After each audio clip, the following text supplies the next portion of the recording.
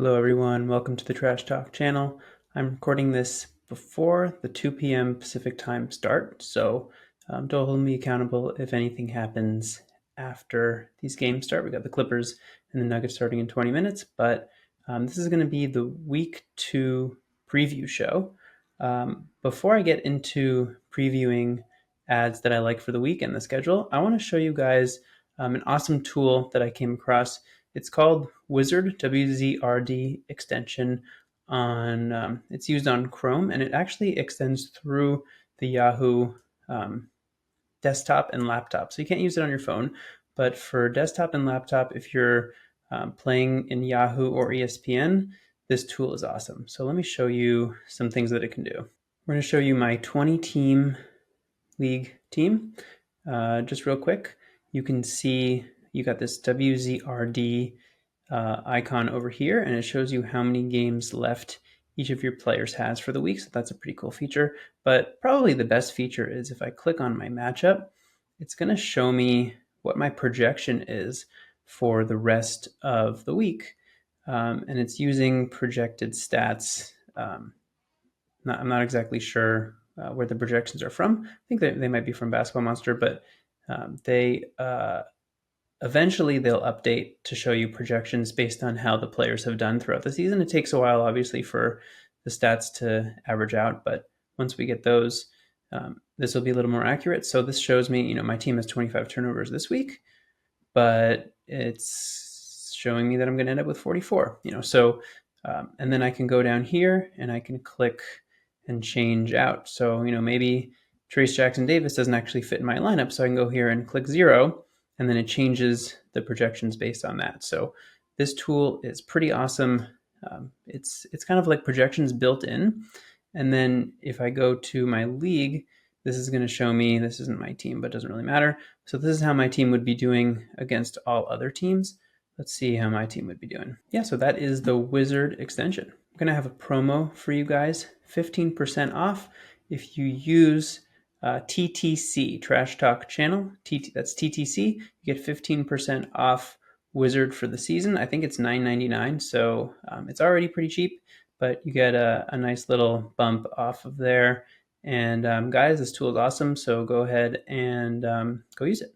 Looking at the schedule for week 4, we have about half the teams playing 4 games, the other half playing 3, and the Sixers playing 2. So obviously don't stream the Sixers.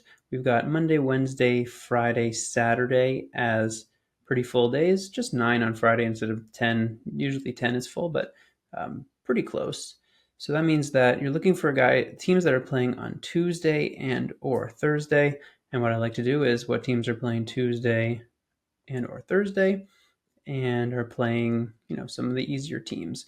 So you've got Dallas as the only team that plays both days. They're playing at Minnesota on the second night of a back-to-back, and then they're playing Houston on Thursday. So that is a team to look at. In deeper leagues, you can stream somebody like Maxi Clee, but they don't have too many streaming guys. Maybe Jaden Hardy, maybe Kyrie misses one of these 2 games because they're playing back-to-back, and then you can stream Jaden Hardy. Let's see, what else do we have? Also looking for teams that play more of their games earlier in the week. So Boston, you can stream somebody like Xavier Tillman, Peyton Pritchard. They get to play Indiana and Charlotte twice. So I know they play on Wednesday, Friday, and Saturday, but that's probably a pretty good bet. You got Memphis, who does play on this Thursday and on Saturday, and they're done on Sunday. So if you do fit them in your lineup, you can get 5 games in 6 days and then stream somebody else. Somebody like Santi Aldama, perhaps Scottie Pippen. Is that what he's going by? Scott Pippen? Scotty? Oh no, he spelled Scotty differently. That's what it is. Yeah, so just looking through this, Utah is one other team that actually plays on both days, so they're a pretty good one. Maybe somebody dropped Taylor Hendricks, and you can go and grab him. Maybe Jordan Clarkson, if he was dropped. Keontae George hasn't been so good, so maybe somebody cut him. So there are a few options there. John Collins, the team is a little bit, I wouldn't say stacked, but it's busy. It's a busy team. So, maybe one of those guys was dropped early on in the season. Nothing Too magical stands out about opponents. The Magic play against Indiana and Chicago, two teams that are going to run the ball a lot and score a lot of points, so get a lot more fantasy stats. So maybe something like that is an option as well. Somebody like Cole Anthony, Gary Harris has actually been pretty good so far, but he's really a 3 streamer. So that's what we're looking at for the schedule. Nothing too crazy. I can show you some transaction trends here. This is from today. So Dean Wade is the number 1 added player. He's starting in Cleveland. I don't know if he's the best fantasy contributor, really. He's mostly a 3 streamer. They do have 4 games next week, so you do get the benefit of that. Plus, they finish on Saturday, so I guess that's an option. Kyle Lowry actually looks pretty good out there, and Philadelphia just needs shot creators without Embiid and Paul George, so he's a pretty nice one, at least for streaming tomorrow. And then the problem is they only have 2 games next week, so I would actually probably avoid him. And then a few guys who were probably added in your league, but I just want to point them out. Julian Champagny started for San Antonio. They're playing again today, so we'll see how he does in game 2, but he was really awesome, and he's actually somebody I liked as a player, so I prioritized adding him in most of my leagues. I think I got him in like 5 leagues. We'll see how that works out, but he's a good player. He's shown flashes before, and I think based on what he did in game 1, I don't know if he can repeat that even again this season, but that was a really awesome game, and anybody who can do that, I think, is worthy of at least trying out.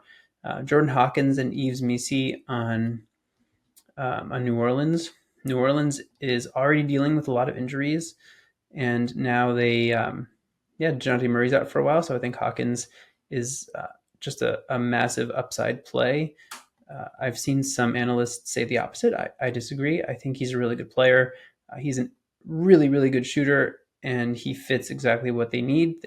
Trey Murphy's going to be out for a while. Who knows if Zion can stay healthy? So I would prioritize Hawkins.